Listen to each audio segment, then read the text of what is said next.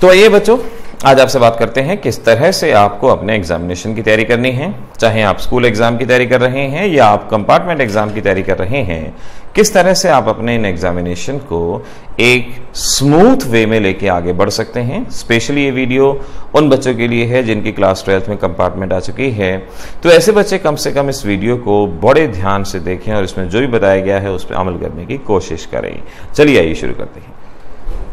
तो बच्चों, आज का ये हमारा खास वीडियो खास तौर पे उन बच्चों के लिए है जिन बच्चों की 12th बोर्ड में कंपार्टमेंट आ चुकी है और जो इस वक्त एक तरह से हम कहें कि एक बहुत गहन टेंशन के समय से गुजर रहे हैं कि कंपार्टमेंट आ गई है, यही चांस है, आखिर इस वक्त में क्या किया जाए एटसेट्रा। देखिए, कई जगह की प्रॉब्लम है, बताऊं कि कई कारण हैं इसके पीछे। आज सुबह ही मेरी एक स्टूडेंट से बात हुई फ़ोन के ऊपर और कारण ये रहा कि सर साल भर हमने कॉम्पिटिटिव तैयारी की, हमने क्रैश कोर्स की तैयारी की, लेकिन बोर्ड एग्जामिनेशन में हम रह गए। तो अब ऑब्वियस सी बात है कि अगर आप अपनी प्रायोरिटीज़ को ध्यान में नहीं रखेंगे तो प्रायोरिटीज़ मुसीबत बन के आपके सिर पे कभी ना कभी डेफिनेटली दिखाई पड़ेंगी। अगर आपने पहले बोर्ड की तैयारी नहीं की और आप सीधा कॉम्पिटिटिव की तैयारी करने लगेंगे तो ये भी एक प्रॉब्लमेटिक एस्पेक्ट है। इसमें भी आप कहीं ना कहीं परेशानी को बुलावा दे रहे हैं, परेशानी का सामना कर रहे हैं। तो ज़रूरी है कि आपको अपनी कुछ प्रायोरिटीज़ ध्यान हो। यहाँ पर मैं कुछ टीचर से भी यही कहूँगा कि पहले बच्चों के बेसिक्स, पहले बच्चों की बोर्ड की तैयारी करवाएं, उसके बाद उन्हें कॉम्पिटिटिव लेवल पे जाएं। ऐसा ना हो कि आप सीधा कॉम्पिटिटिव कहने के चक्कर में बच्चों के बेसिक्स तैयार ना करवा पाएँ। ये भी एक अन्याय होगा। ऐसा अन्याय करने से हमें बचना चाहिए। पहले बच्चों के हमें बेसिक्स को क्लियर करना ज़रूरी है, उनकी बोर्ड की तैयारी करना ज़रूरी है, क्योंकि जब तक मिनिमम एलिजिबिलिटी क्लियर नहीं होगी तब तक आप किसी भी तरह के कॉम्पिटिटिव एग्जामिनेशन के लायक नहीं बन सकते। तो ज़रूरी है पहले अपने बेसिक्स के बारे में जानने की कि आपके लिए ज़रूरत क्या है, पहले उसको क्लियर करना बहुत ज़रूरी है। अब चलिए, जो हुआ सो हुआ। अब सवाल ये है कि आखिर अब क्या किया जाए। अब जैसे बिहार में हम देख रहे हैं कि जुलाई के महीने में ही कंपार्टमेंट के एग्जामिनेशन है, या और भी किसी स्टेट में जहां रिजल्ट आ चुके हैं, अब कंपार्टमेंट का एग्ज़ाम तो होना है। अब चिंता करने से तो कुछ नहीं बनने का, चिंतन करना होगा, टेंशन लेने से कुछ नहीं होगा, एक टाइम टेबल प्लान करना होगा और तभी कुछ ना कुछ बेटर आप अचीव कर पाएंगे। चलिए मैं बताता हूँ आपको सीधे से कि आपको कैसे कैसे करना चाहिए। वैसे तो हर बच्चा अपने आप में अलग प्रोग्राम्ड होता है, उसकी अपनी प्रोग्रामिंग होती है, लेकिन एक जनरल एस्पेक्ट को तो कम से कम यहाँ पर हम बता ही सकते हैं कि आपको क्या यहाँ पर फॉलो करना चाहिए। देखिए, आप सबसे पहले अपने दिमाग को खाली कर लीजिए। जैसे ये हमारा वाइट बोर्ड है, पीछे बिल्कुल ब्लैंक है, बिल्कुल खाली है। इसी तरह से अपने दिमाग को खाली कर लीजिए और ये सोचिए कि किस तरह से एक शुरुआत को अंजाम दिया जाए। अब माना समय कम है, लेकिन समय निकला नहीं है। समय अभी उतना है जितना में कुछ किया जा सकता है, उतना समय है। तो अपने दिमाग को बिल्कुल ब्लैंक कर लीजिए कि बिल्कुल इसकी तरह से क्या जानते हैं, क्या नहीं जानते, एटसेट्रा, बिल्कुल ब्लैंक कीजिए। अब सबसे पहले आप उन चैप्टर को लीजिए जो सबसे आसान लगते हैं। आपकी कंपार्टमेंट किसी भी सब्जेक्ट में हो सकती है, इनमें भी केमिस्ट्री, इनमें भी फिजिक्स, इनमें भी मैथमेटिक्स। यहाँ पर हम मेनली केमिस्ट्री के बारे में ही बात करेंगे, लेकिन कोई भी सब्जेक्ट हो, आप अपने दिमाग को ब्लैंक कीजिए और सबसे आसान चैप्टर को सबसे पहले पढ़ना शुरू कीजिए। केमिस्ट्री में कहूँगा आप सबसे पहले पॉलीमर्स के चैप्टर और उसकी एनसीईआरटी एक्सरसाइज को तैयार कीजिए। पॉलीमर तैयार हो जाएगा, उसके बाद केमिस्ट्री इन एवरीडे लाइफ, इनकी एनसीईआरटी को तैयार कीजिए। सबसे पहले यही काम कीजिए। ये सबसे आसान चैप्टर हैं, सबसे इजी चैप्टर हैं और हर एक स्टूडेंट इन दोनों चैप्टर को बिना किसी हैसल के याद कर सकता है, आसानी से लर्न कर सकता है। तो आपने पॉलीमर और केमिस्ट्री इन एवरीडे लाइफ और मार्क्स वेटेज के हिसाब से 7 to 8 मार्क्स का आपका ये पोर्शन यहाँ पे तैयार हो जाएगा। आप पूरी बुक को कभी इंडेक्स खोल के मत देखिए। इंडेक्स खोलेंगे तो बहुत सारे चैप्टर लगेंगे, परेशानी महसूस होगी, कॉन्फिडेंस का लॉस हो जाएगा। तो ज़रूरी नहीं है, आप सिंपल पहला लिख लीजिए polymer, chemistry in everyday life, ये 2 चैप्टर आपने सबसे पहले कर ली। और इन दोनों चैप्टर को आप हमारे YouTube चैनल की से भी इसको आप रिवाइज कर सकते हैं। हमारे चैनल की प्लेलिस्ट हैप्पी एग्जाम्स के अंदर इनके बारे में आपको अरेंज्ड वीडियो दिए गए हैं, तो आप वहां पर भी इसको देख के रिवाइज कर सकते हैं और NCERT एक्सरसाइज लर्न कर लीजिए। जब ये दोनों चैप्टर आपके हो जाएं तो उसके बाद आप सॉलिड स्टेट चैप्टर उसे उठाइए, और सॉलिड स्टेट में दो टाइप के न्यूमेरिकल आपके एग्जामिनेशन में आ सकते हैं। एक डेंसिटी के बेसिस का न्यूमेरिकल आपके एग्जामिनेशन के अंदर आ सकता है, और दूसरा रेडियस और एज लेंथ रिलेशन का न्यूमेरिकल आपके एग्जामिनेशन में आ सकता है। तो पहले इन दोनों न्यूमेरिकल को अच्छे से तैयार कर लीजिए।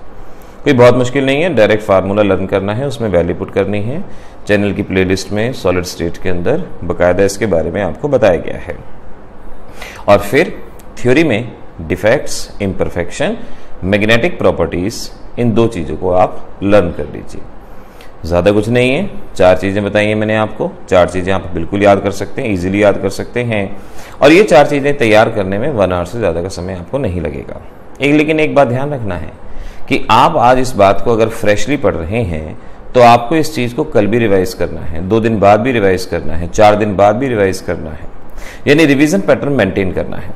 अगर आपको आज इसको पढ़ने में 1 घंटे का समय लगा है तो कल अगर आप पढ़ेंगे तो आपको ये 20 मिनट्स में हो जाएगा। फिर 4 दिन बाद रिवाइज करेंगे तो ये हार्डली 10 मिनट्स के अंदर, और फिर चीज़ें याद रहेंगी। चीज़ें याद रहेंगी तो आपका कॉन्फिडेंस बना रहेगा, वरना दिमाग के अंदर टेंशन लगातार बढ़ती चली जाएगी। तो रिवीजन पैटर्न भी आपका उसी तरह से मेंटेन रहना चाहिए, ये बात याद रखिएगा। नाउ अब सॉलिड स्टेट हो गया, इसके बाद आप आइए केमिकल काइनेटिक्स के ऊपर। केमिकल काइनेटिक्स के अंदर आप सबसे पहले ऑर्डर ऑफ रिएक्शन, मॉलिक्यूलरिटी, इनके बारे में पढ़ेंगे, इनके डिफरेंसेस जानेंगे, rate of reaction, specific reaction rate, इनके डिफरेंसेस को आपने जानना होगा। फिर उसके बाद आपने कुछ रिलेशन जैसे T90%, T99%, T99.9% and T90% etcetera, इस तरह के रिलेशंस को आपको रिवाइज करना होगा, जो कि बहुत मुश्किल नहीं है, बहुत इजी है, और ये भी हमारे चैनल की प्लेलिस्ट में केमिकल काइनेटिक्स चैप्टर के अंदर दिया गया है। उसके बाद आप अरेनियस इक्वेशन और उसके बेसिस पे पिछले 8 साल में जो भी न्यूमेरिकल आए हैं उन सभी न्यूमेरिकल्स को आप कर लीजिए। पिछले 8 सालों के आपको कहाँ से मिलेंगे? आपके पास कोई भी बुक होगी, हर बुक में लिखा होता है कि ये क्वेश्चन 2010 में आया, 11 में आया, 12 में आया, तो वहां से देख के आप उसको रिवाइज कीजिए, आप याद कीजिए, जो कि हो जाएगा। It's not a big deal. देखिए, बड़ा समझेंगे तो बड़ा डेफिनेटली आपको लगेगा, लेकिन आप बड़ा समझिए मत, बड़ा सोचिए कि आपके लिए ये मुश्किल कार्य नहीं है और आप कर सकते हैं। 4 चैप्टर हो चुके हैं, और इन 4 चैप्टर्स की वेटेज अगर हम कहें तो 14 मार्क्स से ऊपर, यानी अराउंड 16 मार्क्स इनकी वेटेज आपकी पहुंच चुकी है। 16 नंबर का सिलेबस आप तैयार कर चुके हैं, हद से नंबर कट भी गए, 12 नंबर तक आप इसमें आसानी से ले सकते हैं, जो कि इजीली ऑब्टेन किया जा सकता है। अब इसके बाद अब क्या करें? अब आप सरफेस केमिस्ट्री के चैप्टर को रिवाइज कीजिए। सरफेस केमिस्ट्री में सिर्फ और सिर्फ NCERT एक्सरसाइज कर लीजिए, बहुत है। कोई भी बुक कंटेंट खोलने की जरूरत नहीं है, और हमारे चैनल की प्लेलिस्ट में आप सरफेस केमिस्ट्री को देख सकते हैं, और उसकी NCERT एक्सरसाइज आपको लर्न करनी है और कुछ नहीं करना। इतना कर लेंगे तो भी बहुत रहेगा। फिर आप बायोमोलिक्यूल्स में आइए। बायोमोलिक्यूल्स में सबसे पहले आप विटामिन्स पढ़िए। विटामिन्स क्या हैं? 2 टाइप हैं, वाटर सॉल्युबल, वाटर इनसॉल्युबल। अब इसमें ऐसा क्वेश्चन आएगा कि इस विटामिन की डेफिशिएंसी से कौन सी डिजीज हो सकती है, या हमें विटामिन सी रेगुलरली अपनी डाइट में क्यों लेना चाहिए, एटसेट्रा। विटामिन्स के बाद लिपिड्स कीजिए। लिपिड्स के बारे में क्वेश्चन आता है ट्राइग्लाइसराइड्स के ऊपर। ट्राइग्लाइसराइड की डेफिनेशन और एग्जाम्पल, 2 चीज आपको करनी है। जब लिपिड हो जाए तो आप आइए न्यूक्लिक एसिड पे। DNA RNA में डिफरेंस क्या है, मेल्टिंग टेम्परेचर किसे कहा जाता है, और इसमें मेनली न्यूक्लियोसाइड न्यूक्लियोटाइड में क्या डिफरेंस है, बस इतना याद करना है। प्रोटीन्स के अंदर आप आइए, और प्रोटीन्स में आपको टाइप्स ऑफ प्रोटीन कितने तरह के हैं, globular, fibrous, conjugated etcetera, secondary structure, tertiary structure में क्या डिफरेंस है, ये याद रखना है, और डीनेचुरेशन, रीनेचुरेशन किसे कहा जाता है, ये याद रखना है। बाकी और कोई स्ट्रक्चर बेशक से ना भी कीजिए, कोई प्रॉब्लम नहीं है। और लास्ट में आइए आप कार्बोहाइड्रेट पे। देखिए, हम बुक में उल्टे चले हैं। हमारी बुक में कार्बोहाइड्रेट पहले होता है, लेकिन ऐसी चीज जिसको देख के टेंशन हो जाए, घबराहट हो जाए, उससे बेटर है पहले हम आसान चीजों को समेटते आए। तो अब इसके बाद कार्बोहाइड्रेट को उठाइएगा। कार्बोहाइड्रेट में आपको केन शुगर यानी सुक्रोज का स्ट्रक्चर करना है, why sucrose is non reducing sugar, ये करना है। और टाइप्स ऑफ कार्बोहाइड्रेट में ओलिगोसैकेराइड, पॉलीसैकेराइड किसे कहा जाता है, ग्लाइकोसिडिक लिंकेज किसे कहा जाता है, आपने इस चीज को जरा ध्यान से करना होगा। और इसमें एनसीईआरटी का क्वेश्चन जो भी कार्बोहाइड्रेट का है वो आपको करना होगा। तो इस तरह से बायोमोलिक्यूल की एनसीईआरटी एक्सरसाइज अच्छे से कर ली, जो टॉपिक मैंने बताए वो अच्छे से कर लिया आपने। तो यहाँ पर आते आते आपका करीब 22 मार्क्स का सिलेबस तैयार हो जाएगा। 23 मार्क्स ही तो चाहिए, 22 मार्क्स का सिलेबस तैयार कर चुके हैं। हद से हद 16 मार्क्स तो आ ही जाएंगे, बाकी क्योंकि इतने इनकी एक्सरसाइज से आ ही सकते हैं, मुश्किल टास्क नहीं है। मुश्किल टास्क होता है 100 आउट ऑफ 100 का, लेकिन पास होना is not a big deal. ये आप अपनी सोच से बना लेते हैं, जबकि ये मुश्किल नहीं है। तो ये बायोमोलिक्यूल हो चुका। इसके बाद आप इलेक्ट्रोकेमिस्ट्री चैप्टर पे आइए। इलेक्ट्रोकेमिस्ट्री चैप्टर में सबसे पहले आप क्या करेंगे, conductivity, equivalent conductivity, molar conductivity, इनकी यूनिट्स, इनकी डेफिनेशंस लर्न करेंगे और इनके बेसिस के न्यूमेरिकल जो कि हर बुक में दिए जाते हैं आप वो सॉल्व करेंगे। उसके बाद नर्नस्ट इक्वेशन, उसके न्यूमेरिकल सॉल्व करेंगे और फिर delta G is equal to minus NFE naught, इसके न्यूमेरिकल करेंगे। फैराडेज लॉ के न्यूमेरिकल जो एनसीईआरटी के हैं वो सॉल्व करेंगे। इलेक्ट्रोलिसिस के बेसिस पे एक क्वेश्चन एनसीईआरटी एक्सरसाइज में दिया गया है जिसके 4 पार्ट हैं, उस क्वेश्चंस को आपने अच्छे से याद करना है, समझना है, जो भी सही वो आपको कर लेना चाहिए। तो इस तरह से इलेक्ट्रोकेमिस्ट्री में एक और चीज हाँ इंपॉर्टेंट, वो है फ्यूल सेल।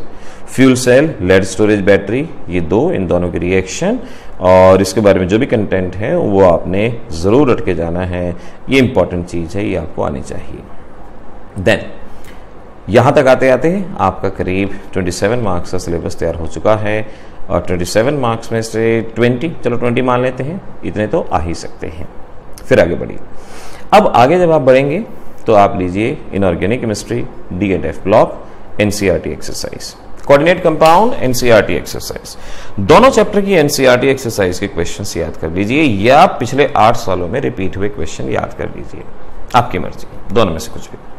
आप अगर इनमें से ये क्वेश्चन याद कर लेंगे तो आप यकीन मानिए 35 मार्क्स से ऊपर का सिलेबस आपका हो चुका है और 35 मार्क्स में से कर कटा के भी 25 मार्क्स यानी पास होने की लिमिट यहां आते आते आपकी पूरी हो जाती है। आप डेफिनेटली उसको अचीव कर पाएंगे। तो यहां तक D&F और कोऑर्डिनेट कंपाउंड। इसके बाद अगर आप चाहें तो P ब्लॉक की एनसीईआरटी एक्सरसाइज याद कर लीजिए।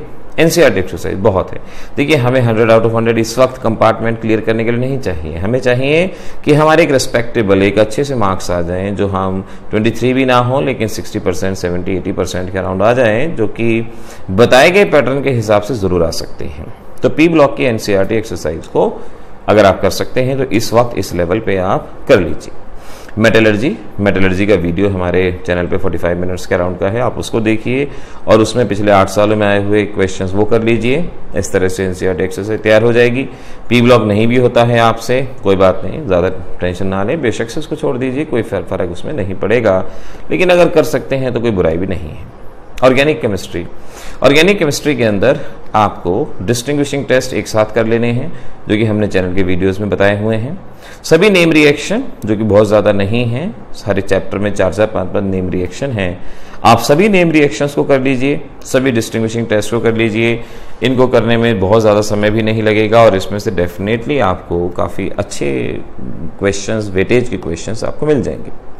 रीजनिंग के क्वेश्चन एनसीईआरटी एक्सरसाइज में से कीजिए या हमारे चैनल की प्लेलिस्ट में से कीजिए।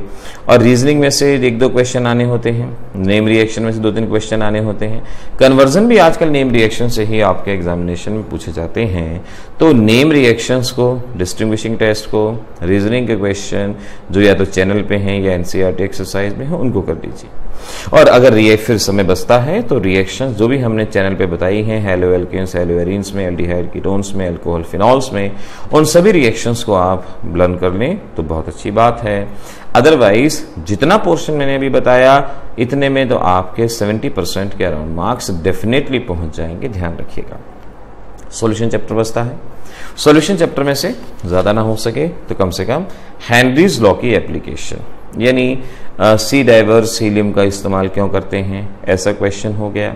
आइडियल नॉन आइडियल सॉल्यूशन किसे कहते हैं, रोल्स लॉ किसे कहा जाता है, कोलिगेटिव प्रॉपर्टी पे एनसीईआरटी के क्वेश्चंस अगर आप कर सकते हैं तो जरूर कर लीजिए। खासतौर पे वांट ऑफ फैक्टर बहुत रहेगा।